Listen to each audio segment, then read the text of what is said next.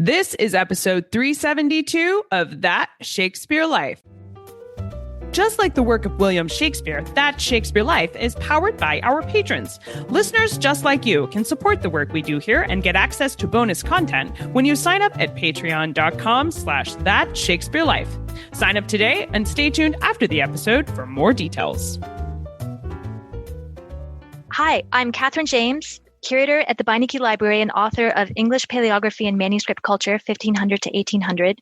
Another great method for studying the life of William Shakespeare includes listening to this. It's That Shakespeare Life with my friend Cassidy Cash.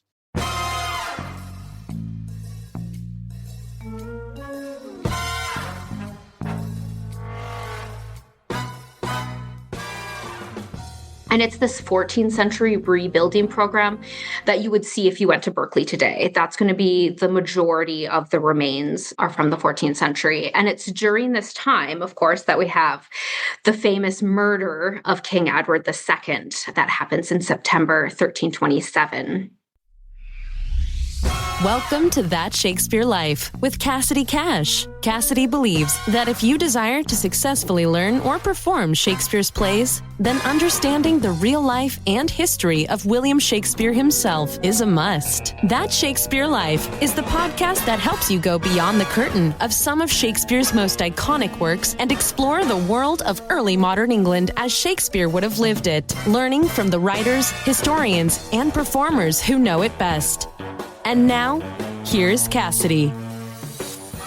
Shakespeare uses the word castle over 40 times throughout his works. He talks about sieging a castle, the power of castle walls. He even mentions specific real-life castles by name, including Berkley Castle and Pomfret Castle, which is another name for Pontefract Castle, along with at least a dozen other castles.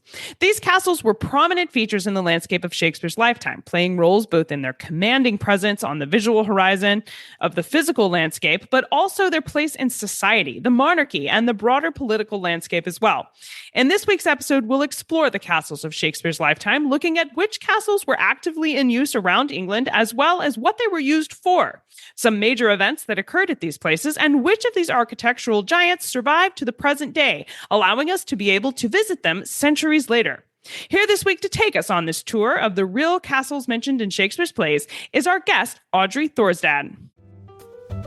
Before we dive into the conversation today, I want to let you know that there is coordinating visual history content about castles in Shakespeare's lifetime, including paintings, archaeological dig site information going on at some of these castles, as well as primary documents, museum artifacts, and of course, period portraits and paintings of these grand places. All of these extras are available for patrons of our show. You navigate to the regular show notes page where you can listen to the podcast and click on detailed show notes to expand all of the extras right there on the website. For this week, the URL to find these extras is CassidyCash.com/EP372. And now let's dive into the history. Hello, Audrey. Welcome to That Shakespeare Life. Hi, thank you for inviting me. I'm very happy to be here. In Henry IV, Part 1, Hotspur and the Earl of Northumberland are talking, and Hotspur demands to know the name of the castle where, quote, this vile politician Bolingbroke, calling it the place in Gloucestershire, 'twas where the madcap Duke his uncle kept, end quote. Now, that comes from Act 1, Scene 3, for those following along in the plays, but the Earl of Northumberland replies to this description saying it is Berkley Castle. Audrey, for Shakespeare's description here, we can guess that this castle was in Gloucestershire, but tell us about where it is located in real life and why was it important to England's history? Yeah, so Berkley Castle is in a county to the west of London, sort of bordering a bit on the south part of Wales. And it's built in 1067, sort of shortly after the Norman conquest of 1066.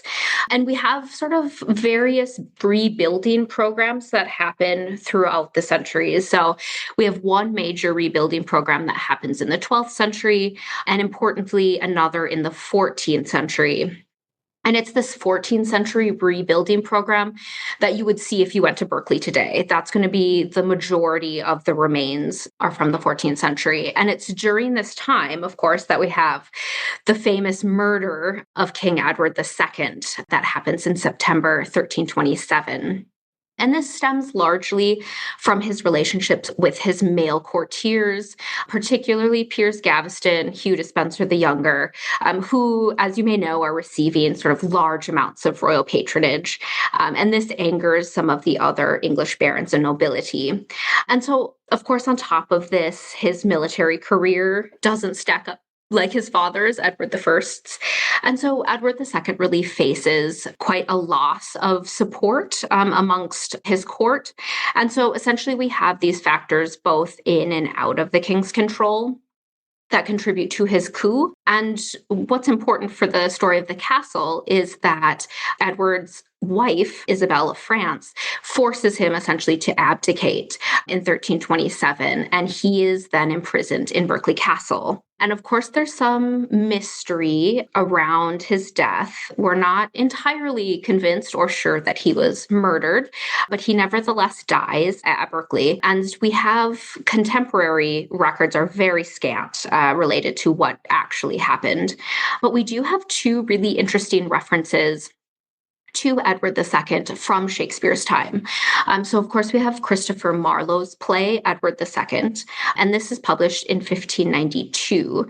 And this infamously portrays the king being disemboweled by a hot iron poker, perhaps a story that some people are familiar with. And Marlowe likely gets this narrative from Holinshed Chronicle, which is published in 1587, so sort of 5 years before Marlowe's play comes out. And Holinshed goes into quite a lot of detail about the murder, but for us, he mentions Berkeley by name.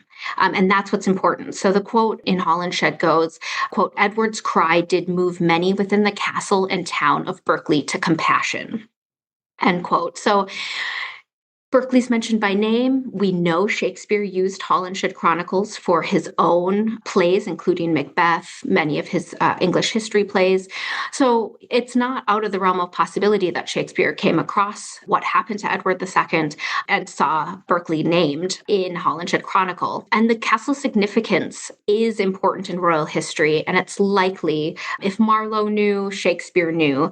And Marlowe's play comes out just a few years prior to Henry IV Part 1. And so we have this series of people using the Chronicle, Holinshed's Chronicle, in order to sort of expand their own narratives in the plays they're writing.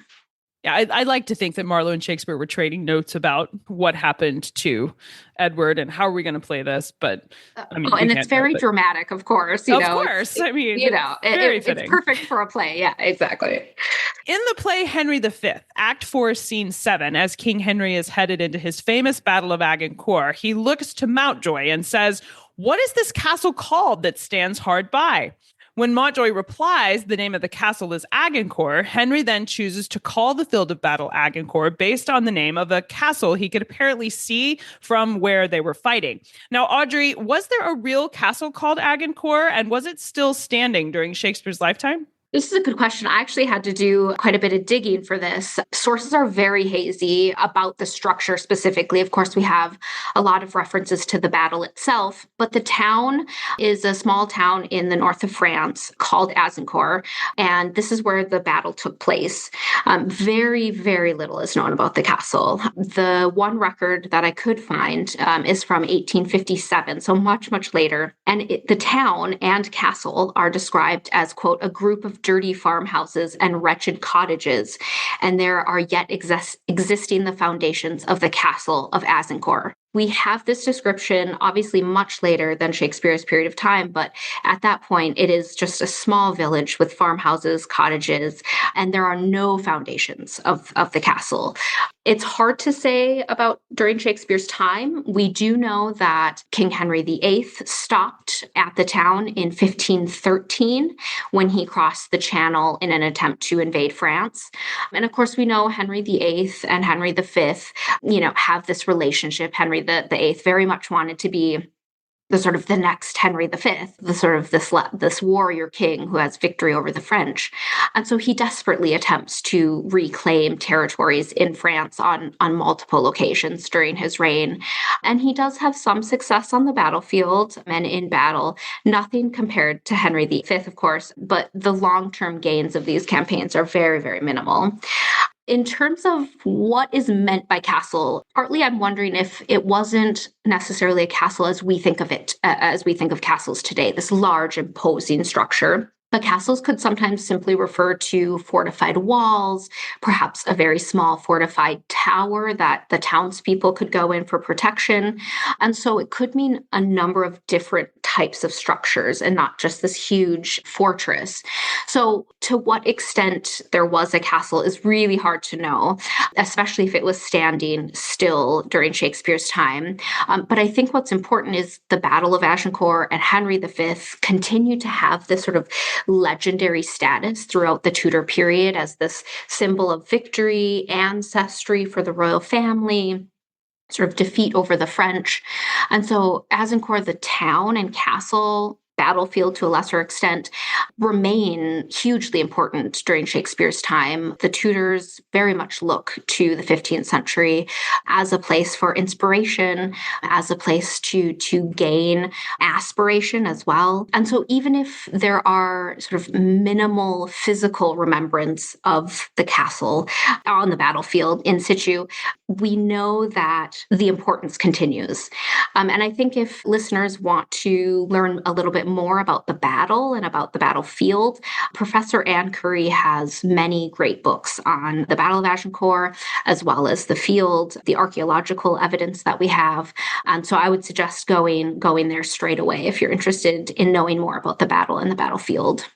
Oh, that's fantastic. We'll link to those in the show notes for today. And it's exciting to know that whether or not it was an actual castle, there was some sort of building that Henry was looking out at and that it was based off of the town. That's true to the history of medieval towns, is to have a large building that was the heart of the fortification for the village that lived around it. So to know that there is some history there, and definitely that Henry V looking out at this castle or building during the battle was part of the legend or the lore that Shakespeare would have known about when he was putting it in his play is also cool aspects of seeing that show up in the story.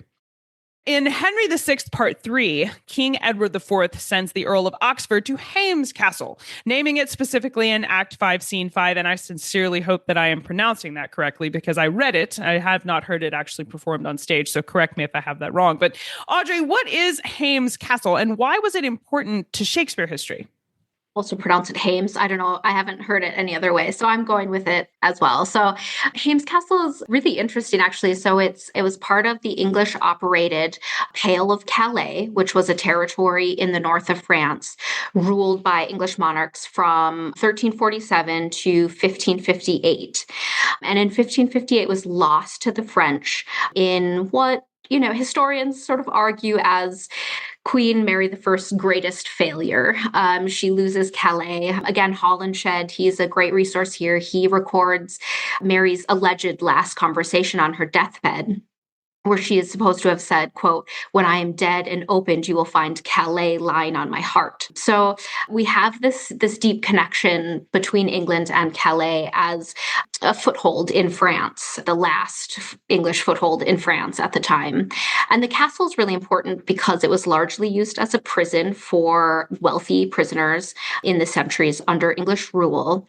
And that's the importance for our context. So as you mentioned, it houses or imprisoned John de Vere, 13th Earl of Oxford, who's a major Lancastrian supporter during the Wars of the Roses. And of course, we'll hear lots about the Wars of the Roses in this episode because it sort of is this defining conflict that sets up the Tudor dynasty to rule England for more than a century, including Shakespeare during Shakespeare's life.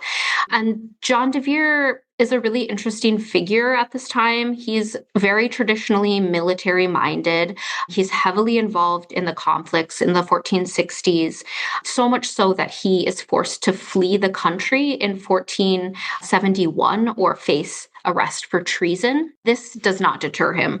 He gathers a small group of Lancastrian supporters, and they actually invade Cornwall and seize St. Michael's Mount in 1473. He then ends up getting besieged at St. Michael's Mount for months.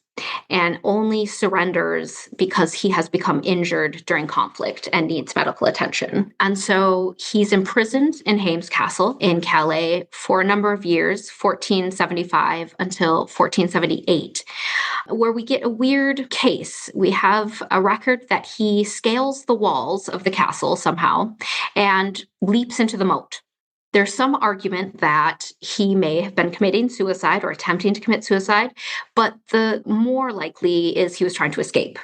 He sort of makes friends with a guard and ends up getting out of the castle, and he joins Henry Tudor. Who so would he later did live. become, He survived the jump. He lived. Okay. He lived, and he goes on to fight many, many more battles. Has lots of victories. So he joins Henry Tudor, later Henry VII, and he helps him essentially plan his invasion of England and the Battle of Bosworth. So John de Vere leads the vanguard at the Battle of Bosworth for Henry Tudor in a total victory, helps cement the Tudors as the next dynasty on the throne. And this, of course, is hugely significant for the period of time that Shakespeare is writing Henry VI, because it's during Elizabeth's reign, and Henry Tudor is Elizabeth's grandfather.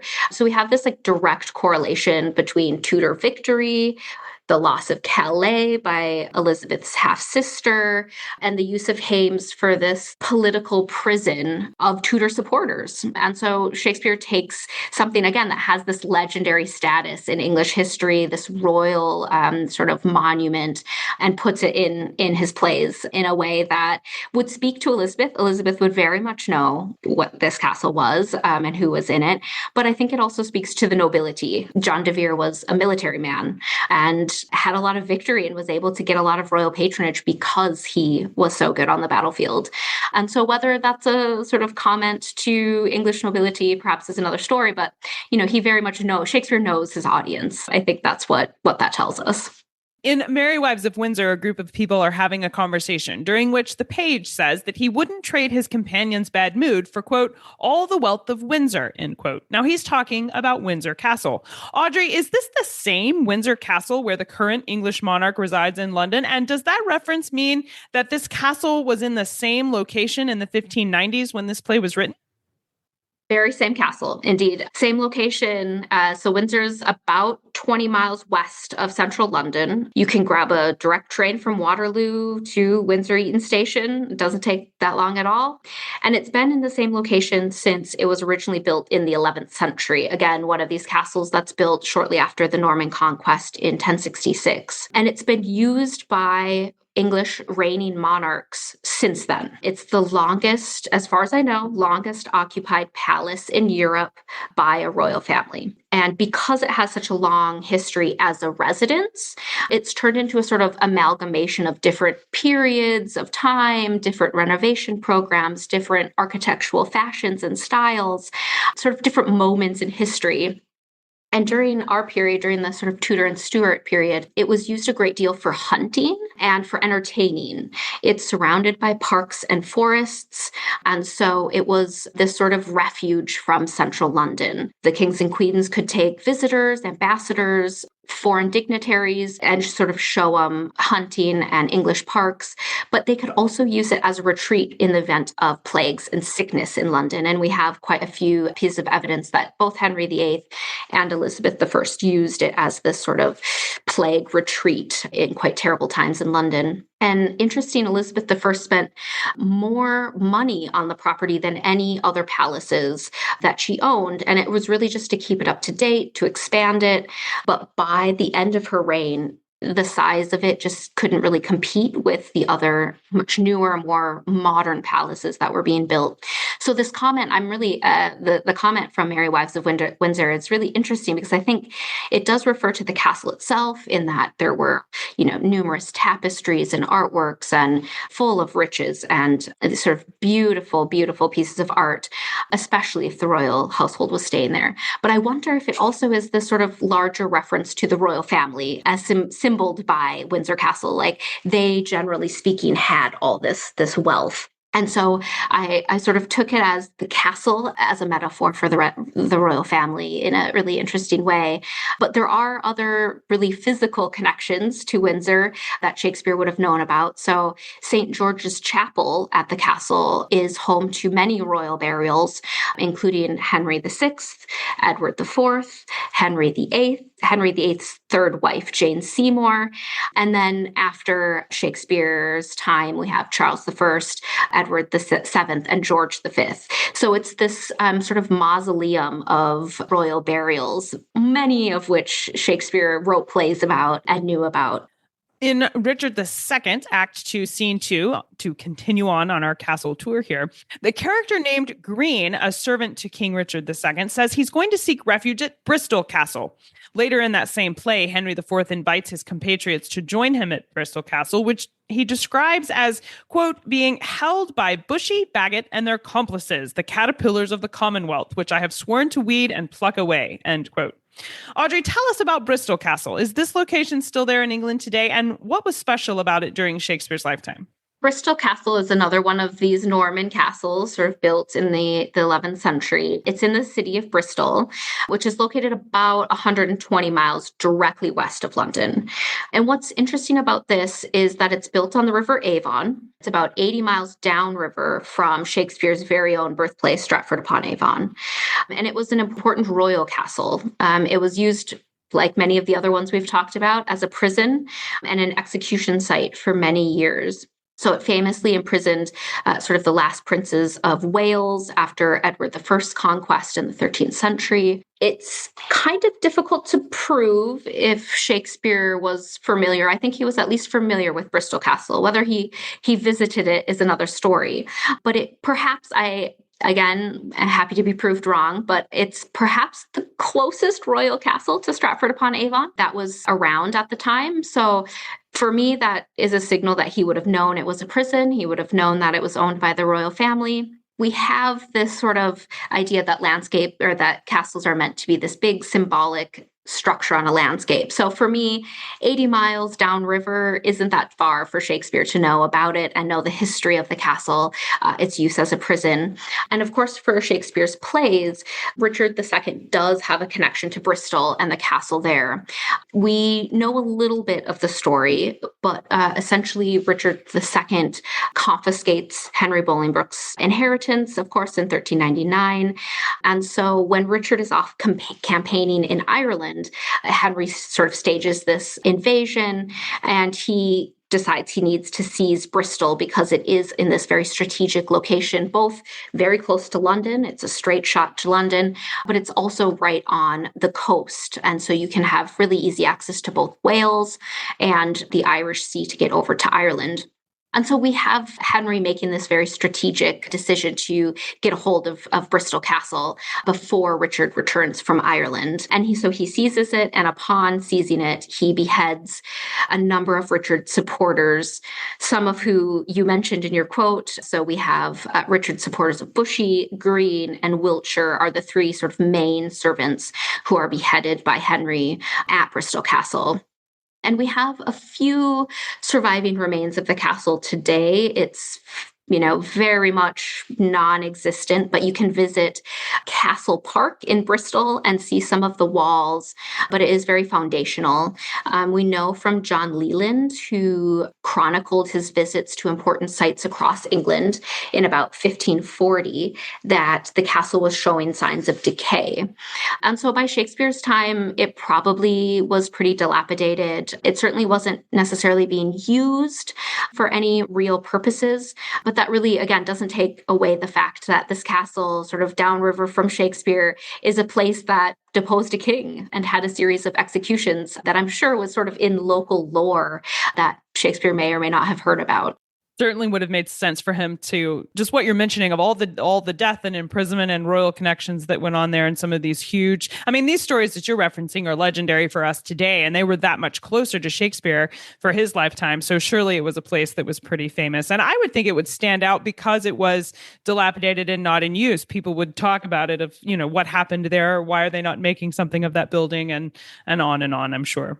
Well, and it's in the middle of the city center as well, so it has a town around it. So people would have been aware of what was happening. And generationally speaking, if you think of the hometown you grew up in, if your parents were there and your grandparents, you hear these stories about what happened. And it sort of is passed down. Whether they're completely accurate is besides the point. It's this sort of legendary narrative status that develops.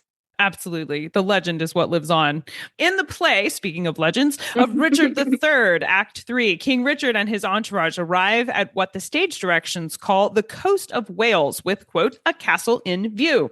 The scene opens with King Richard saying, Berkley Castle, call they this at hand, and his companion, the Duke of Emerald, confirms that, yes, that's the name of the visible castle. Audrey, I looked up the coast of Wales, trying to figure out what the castle might have been here. And there's like a lot of castles on the coast of Wales. So tell us, was there a real Berkley Castle? And if so, was it still there for Shakespeare's lifetime?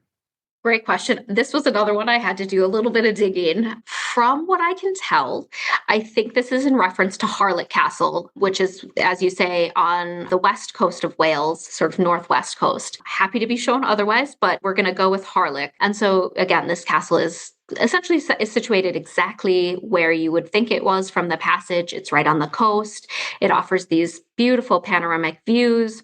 It's on the Irish Sea, so it can be easily transport to and from Ireland.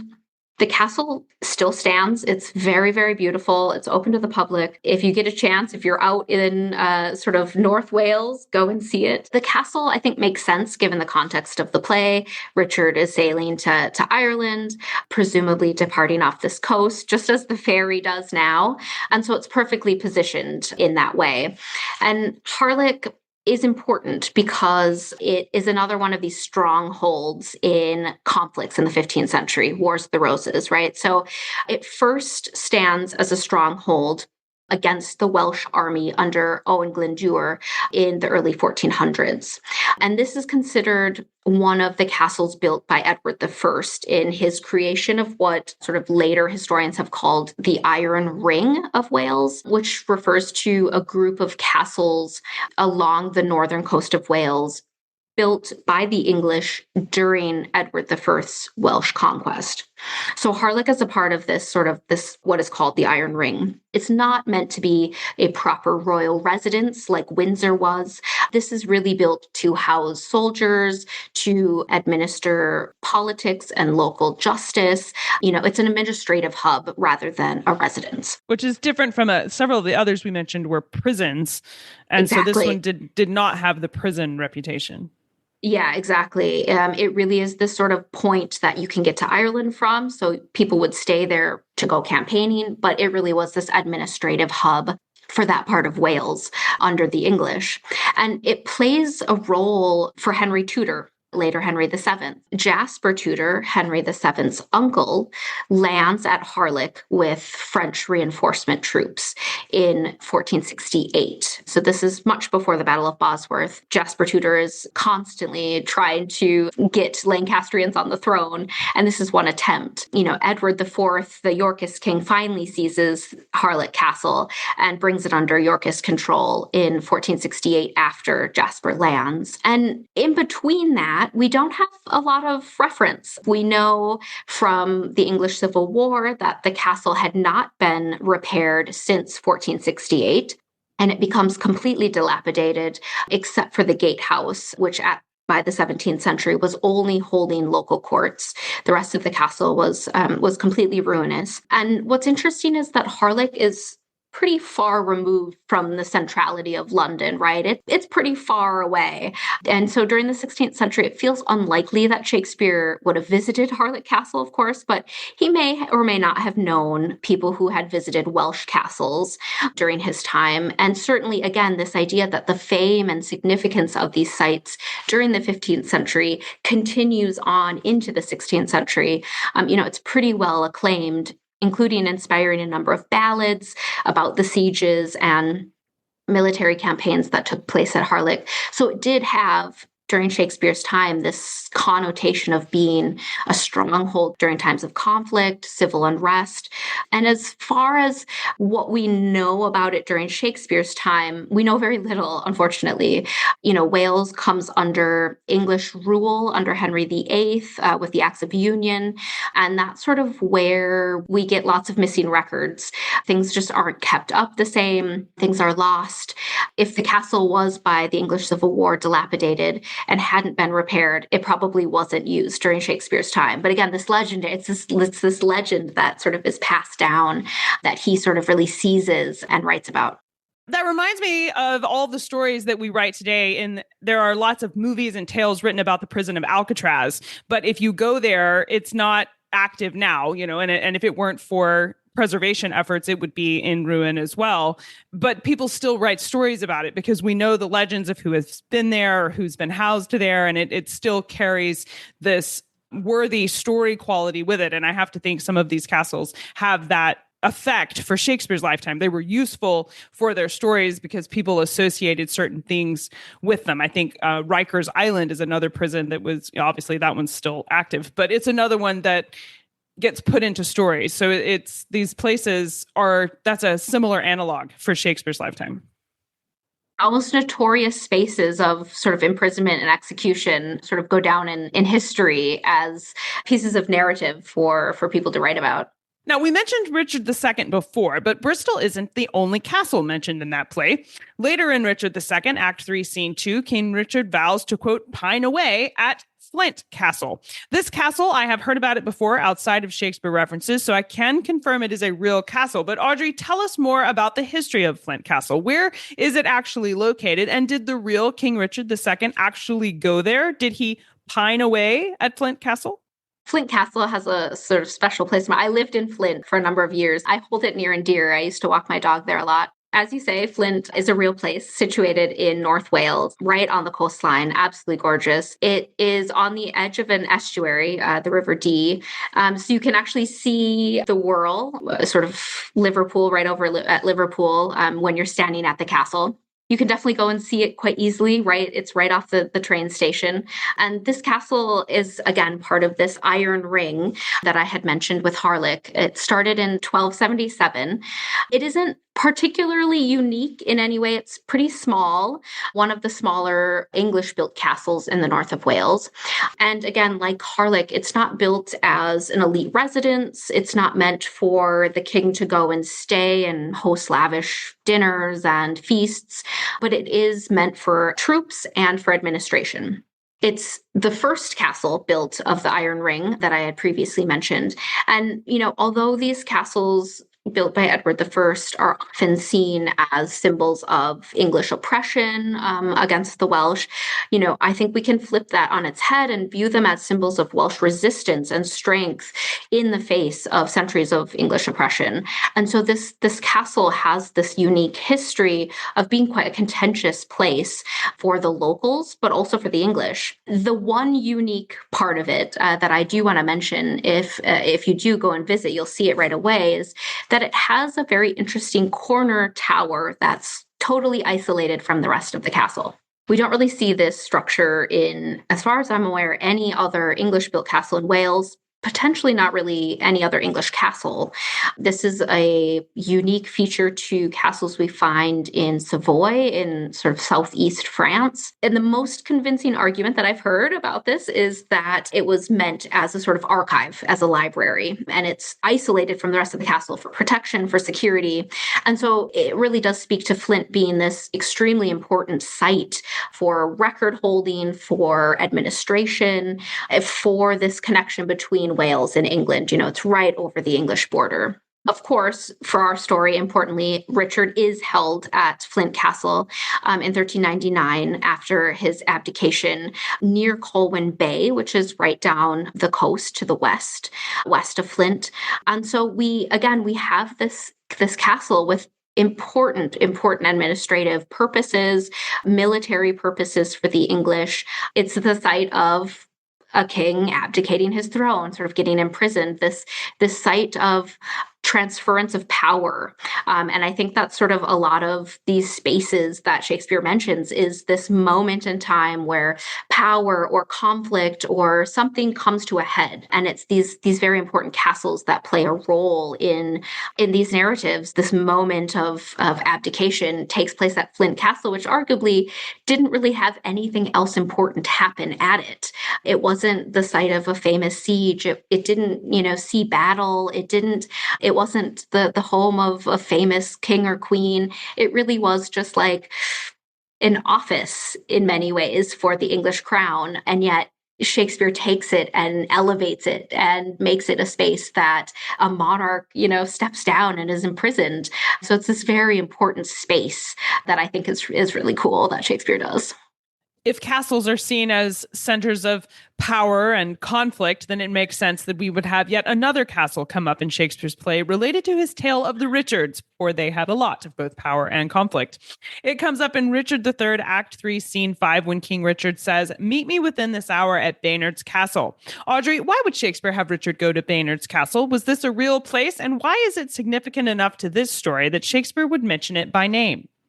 This is an interesting one as well. So Baynard is located in London, very central, right on the Thames.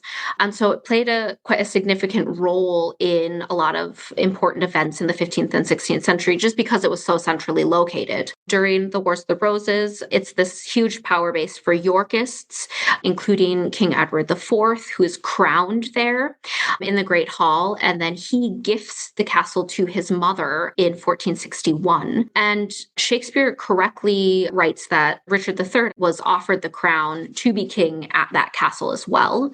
And this is after the two princes, Edward V and Richard, are declared illegitimate in 1483. Again, we have this moment of really important transference of power that Shakespeare mentions the place that very much people could go and see, that very much people probably knew about at the time. And it continues to have this important role in royal events. So Henry VII repairs the fortifications and improves the interior in 1501, again, showing its importance and symbolism for him. Henry VIII gave the castle to his first wife, Catherine of Aragon, as part of their coronation ceremonies in 1509. And then from then on, it was became the official London residence for the Queen's consort. And so that included Anne Boleyn, Elizabeth I's mom. It includes Anne of Cleves, Catherine of Howard, and Catherine Parr, all held their official London residence at Baynard. And it also importantly held the Privy Council meeting that ended the reign of Lady Jane Grey and proclaimed Mary, Henry VIII's daughter, as Queen of England. And so it's due to sort of this role that it both continues to be a residence in the Tudor period and continues to have this importance in both everyday events, just an ordinary queen living at a castle, but it also these very important moments in history with deciding who's going to be a monarch, who gets the crown. So we have, Richard III, and then we have this series of queens who live there and sort of call it their residence, and their fate is decided in this space. And we do know that the castle, it's in the hands of William Herbert, the first Earl of Pembroke in 1551, and it's with this family through the English Civil War. And so it's owned by a family, the Herberts, during Shakespeare's lifetime, after the queens lived there. And so we do know that people still lived there. It was very much a residence, again, rather than an administrative hub, rather than a prison. People very much stayed and live their everyday life there. And so this castle literally made and unmade monarchs throughout the 15th and 16th century. And I think what's important for Shakespeare is it was located in London. It wasn't this far off castle that's miles and miles away. It was central. People could see it. People knew about it. And it's important for Queen Elizabeth's story with Anne Boleyn living there, and subsequent monarchs, of course, as well. Now, I don't think I asked this earlier, but is Baynard Castle still there? I don't think I've heard of it. And if it was still in London, wouldn't it be more famous? Or am I just missed the boat on that one. I don't know if you can actually see it. I know there's been archaeological digs to find foundations. Okay. But a physical building was long gone. Yeah, that's it. Yeah. Our next castle in Stirling Castle on our tour of the castles for Shakespeare's lifetime, and it's famous for being where King James I of England was baptized as a child. The castle itself isn't mentioned in Shakespeare's plays by name, but a running joke about a lion pulling a chariot appears multiple times in Shakespeare's play A Midsummer Night's Dream. Now, A Midsummer Night's Dream is a wild enough play that you might think Shakespeare's just being outlandish, but this is actually a reference to a real idea King James I had about the celebrations for his son Prince Henry's baptism. That wild but very real idea was bandied about by the king. It was ultimately abandoned because he was afraid it might freak people out. He was probably right about that. But the joke about the ladies being afraid of the lion that Shakespeare includes in Midsummer Night's Dream is a tangential reference to Stirling Castle, which is why it's included in our tour here of Castles of Shakespeare's England. Now, regardless of the play referencing the castle, the place is real, and it's located in Scotland and connected to the real life of William Shakespeare. Audrey, tell us more about Stirling Castle. So we're headed to Scotland, and this is another early castle. So the first record of the castle dates from the 1100s, when we have the King of Scotland, Alexander I, dedicates a chapel. So there was a building there before, we just don't have evidence of what it was. So it must have been established well before the chapel dedication. If you went and visited today, most of the buildings you're going to see are from the 15th and 16th centuries. There are a few from the 14th, but we have this giant renovation program that happens. And it really brings Stirling Castle up into what was then the sort of modern fashion. It has heavy, heavy influences from the continent, especially France, some from Germany. But we have this very Renaissance palace. It's not like anything that you would be used to seeing if you went and visited it. It's whitewashed. The Great Hall has just window upon window upon window. It's absolutely beautiful. And we know that much of this is developed during the Stuart kings of James IV, V, and VI of Scotland. And we have several Scottish kings and queens being crowned at Stirling, including Mary Queen of Scots in 1542. As you mentioned, James is baptized there in 1566, and we have all these, festivities and celebrations. And then, of course, for Shakespeare's time, we know that in 1538, James V of Scotland renovated the palace, turning it into this Renaissance location, lots and lots of European influences that you can see today. And then James VI of Scotland, known to many of us as James I of England, spent a lot of his time at Stirling. And of course, in 1603, when he becomes King of England, Shakespeare and his company become the King's Men, of course, and many of then Shakespeare's plays are performed in front of James. And so to think whether this reference was sort of a wink at James, whether he would have been able to sort of pick up on that, I'm almost sure he would have, sort of a specific nod to the Scottish monarch that sits on the throne, I think is quite a nice touch. And Stirling Castle, as you say, is still standing today. You can visit it. And what is quite unique about it now is that they have renovated it so that it looks as if it did during James IV's period of time. And so there's tapestries along the wall because that they would have kept, sort of cloth on the wall to keep things warm. They've really tried to sort of embody that mid-16th century feel in the castle. It's something quite special. I have not seen a castle do a better job of that. So if you're in the area, I 100% advise go and visit Stirling Castle. You'd like to step inside a mid-16th century castle, Stirling Castle is the place to do it. Mm-hmm. While we are outside of England here on our tour, let's go on over to Denmark and talk about Hamlet's home, Kronborg Castle. Being the Prince of Denmark, you'll not be surprised that this castle was not located in England, but you may not know that the castle itself is indeed a real place.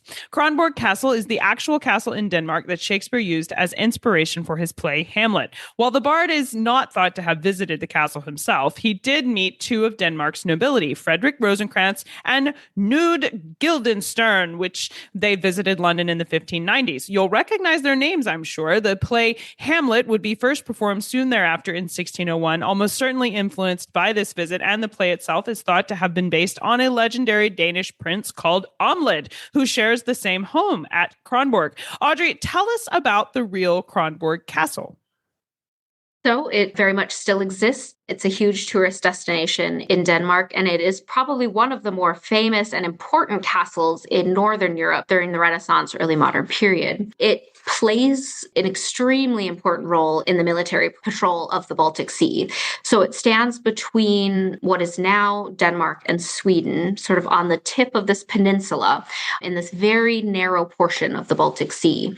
And why it was built is really just for tax. It was a castle that was used to collect taxes from people using this strait along the Baltic Sea.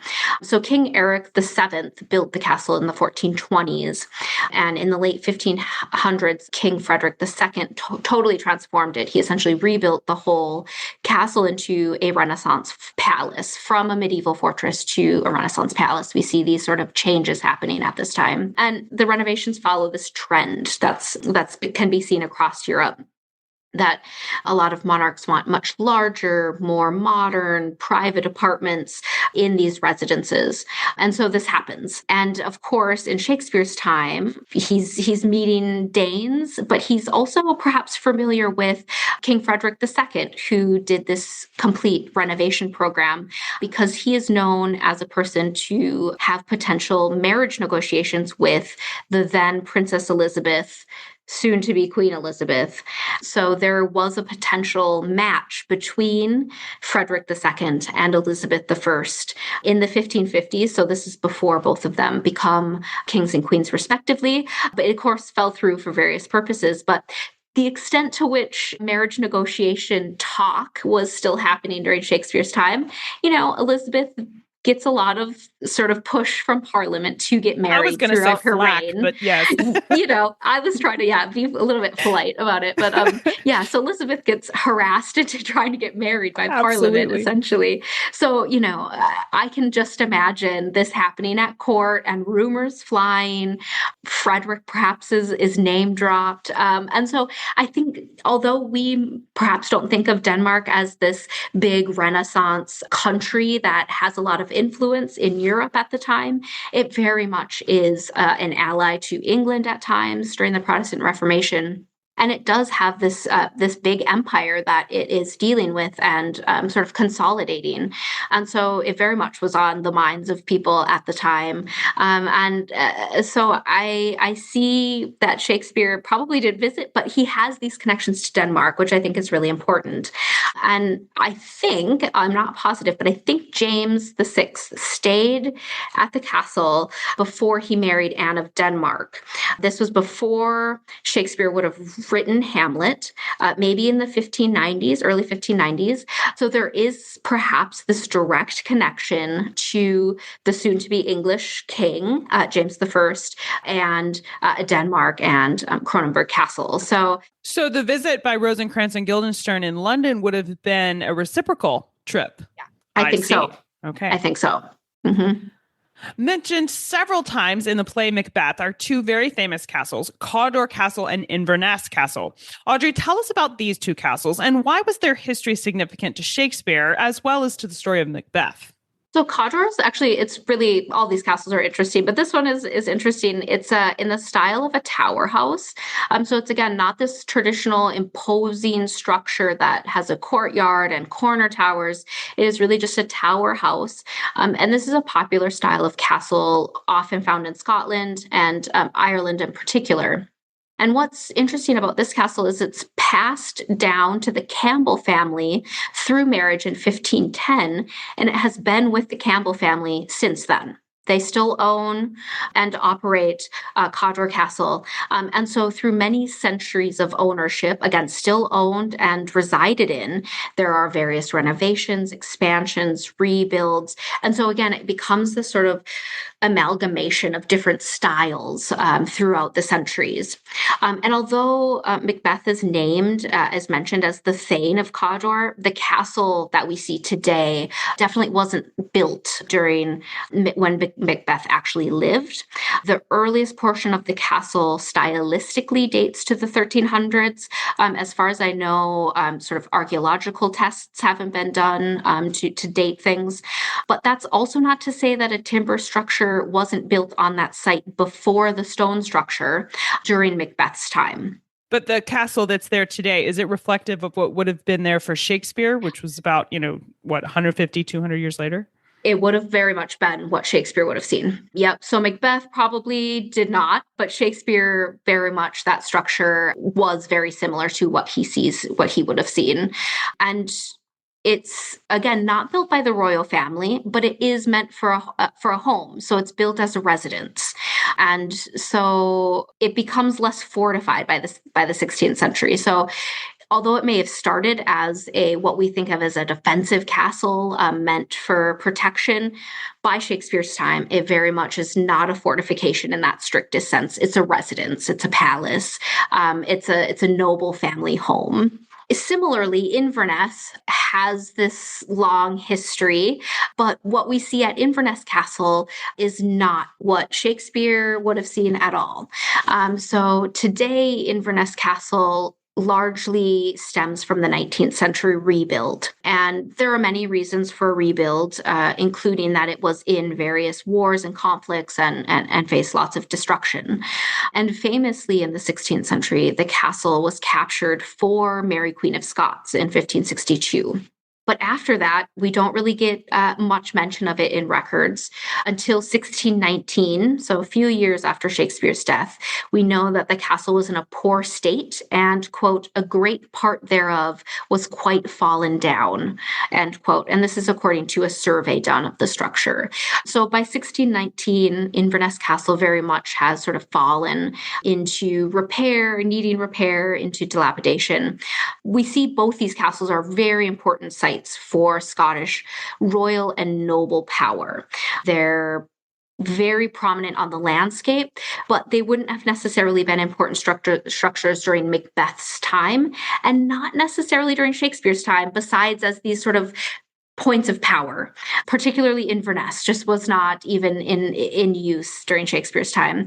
But again, he's writing for he knows his audience, shall we say. Shakespeare very much knows his audience, right? He's pulling on references to contemporary events, but drawing on important places from the past. And I like to think that Shakespeare mentioning these plays by name and putting them in these plays that did go on to become so famous are part of the reason some of these castles survive to the present day. Because as you say, the legends are where the power gets its lifeblood. And I think from castles like Baynard Castle, which is gone now, these castles don't have to survive. And people's interest in them and the legends about them are what fuel the preservation efforts. So I like to think that Shakespeare had a hand in helping some of these castles last through the centuries because there was interest in keeping those legends alive. I love that. Yes, I love that. Two additional castles related to the history of Shakespeare that you may have been expecting us to talk about here today are Kenilworth Castle and Pontefract Castle. These two locations are powerful members of the castle history for Shakespeare's lifetime and absolutely belong in this conversation. But they also both have their own dedicated podcast episodes where we cover the history of each of these castles individually. And in the case of Pontefract Castle, we also share information on the archaeological dig that was performed there. So for the sake of time and the fact that we were already talking about 12 castles here today, which is a lot to cram into one conversation, we decided that we would leave Kenilworth and Pontefract as honorable mention in today's episode and share with you links to their respective episodes in the show notes so you can explore more about those two castles there. Stay tuned for the URL for our episode this week, and that's where you can find these related episodes listed there. Now, obviously, we've touched the surface of the castle history related to William Shakespeare, but there's a lot more history to uncover here. Audrey, what are some of your favorite resources you can recommend for us if we want to explore these castles further? A good place to go is the Gatehouse website. This is going to give you just a brief overview if you're like, I want to know about this specific castle, just sort of a Wikipedia for English and Welsh castles. It has links to primary sources. It has bibliographies for all the castles. So that's a really good starting point. The Castle Studies Trust is another great resource. They're a nonprofit that funds castle research and has all of their findings available on their website. And the Castle Studies Group is also another really great resource. They have their own journal. You can join them as a member and be invited to various castle excursions and conferences and events. So if you want to know more about castles, those are really, really great resources. I also always suggest going to the heritage institutions that run the castles, whether it's English Heritage or Historic Scotland or Cadw, whichever overarching heritage preservation is working on them, you should definitely visit their websites as well. Oh, you had me at castle excursions. I can't wait to go find out more about things like that. We'll place links to all of these resources in the show notes for today's episode, so make sure you go there to find out more. Now, Audrey, we ask everyone this next question here at That Shakespeare Life, and that's, what's the one book you would take with you on a deserted island? My friends in England tell me I'm supposed to allow you the complete works of Shakespeare and a copy of the Bible, so your choice would be in addition to those. And I was recently informed that on the original Desert Island Disc show, which is where this question comes from, you were offered a luxury item. So if you would like, you can select a luxury item to take with you on your trip as well. So I found this to be the hardest question out of all of them. I think really everybody had to rack my brain. So I still hadn't decided this morning what book I was going to bring. I couldn't decide if I should go favorite book or a big book to keep me occupied. I settled finally on bringing The Golden Legend, which is a huge encyclopedia of hundreds of saints' lives. It's sort of the ultimate storytelling book. I think it would keep me occupied for as long as I'm on this island. It's full of magic and drama and martyrdom and miracles. So, sort of something for everyone. And I really think that you could get stuck in at and sort of bedtime story reading, essentially. So that would be my book. A bit of a random one, but it's long. So that's why I picked it. And I think my luxury item, not necessarily a luxury item, but I would bring a pack of needles. I am a huge embroiderer. So I think it would be really useful to pass time and to mend and sew things, just to keep the creative juices flowing. So those are my picks. I could see that. Yeah. You could make, who knows what? I mean, you'd probably find like strands of certain kinds of leaves. You'd have it all decked out just like Swiss Family Robinson there on your desert island. I could see that happening. So what's next for you? What are you working on now that you're excited about? So I have literally just finished curating an exhibition on Shakespeare's Second Folio at the Hill Museum and Manuscript Library. So you can come see this. If you're randomly in Minnesota, you can certainly come see the exhibition in person, but it's also online. We have an online version of it that can be found at our website, www.hmml.org. It's under the Programs and Exhibitions tab, and it has all these wonderful English Renaissance writers, including Shakespeare's Second Folio, that you can flip through every single page of the book if you so desire. So definitely check that out. And I've also just finished, or I'm going to be about finishing, organizing a 4-part lecture series that is all available on YouTube. Of interest to the audience here is the last part in the series, which is on Shakespeare's folios. It follows the exhibition that's online, and authorship in 16th and 17th century London. So you can find these videos on the YouTube channel of the Hill Museum and Manuscript Library, which is Visit HMML. That is our YouTube channel. So that's what I got going on. Thanks for asking. That sounds so exciting. I'll be up in that neck of the woods in the next month or so I'll have to stop by and see the exhibition. That sounds exciting. And we will place links to Audrey's work and these lecture series so you can check out these videos all in the show notes for today's episode. Thank you so much, Audrey Thorstad, for being here this week and taking us on a tour of the castles of Shakespeare's England and helping us understand the history behind these places we see show up in his plays. This has been a fun little trip through Castle Land. I appreciate you sharing it with us. Of course. Thank you so much for the invite. I really, really enjoyed talking about all these castles with you. For more information on Audrey Thorstad, as well as helpful lists of the resources she recommends for you today with clickable links, as well as spellable titles and authors, so you get all of that info right when you want to go explore some of the resources she's suggesting for you.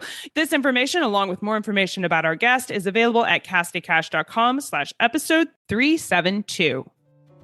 Remember, while you're on the show notes page, if you'd like to see that bonus content I mentioned earlier, things like the paintings and museum artifacts related to castles of Shakespeare's lifetime, be sure to click the detailed show notes button on our show notes page. There you can log in as a patron or join us if you're not already a supporter of our show, and all of these extras will expand right on the website. Again, that URL is cassidycash.com/episode 372.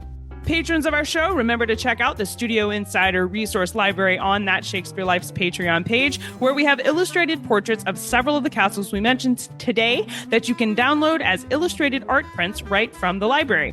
If you're not a patron, but you're interested in an illustrated print of one of your favorite castles, then check out all of my illustrations available inside That Shakespeare shop on CassidyCash.com. That Shakespeare Life is researched and produced by me, Cassidy Cash. Our audio engineer is Gary Mayholm. That's it for this week. Thank you for listening. I'm Cassidy Cash, and I hope you learned something new about the Bard. I'll see you next time. Bye-bye. Thank you for listening to That Shakespeare Life. As always, the best conversations happen after the episode over at CassidyCash.com. Become a part of a vibrant Shakespeare conversation by adding your voice over at the website. Until next time, remember, when you want to know William Shakespeare, you have to go behind the curtain and into That Shakespeare Life.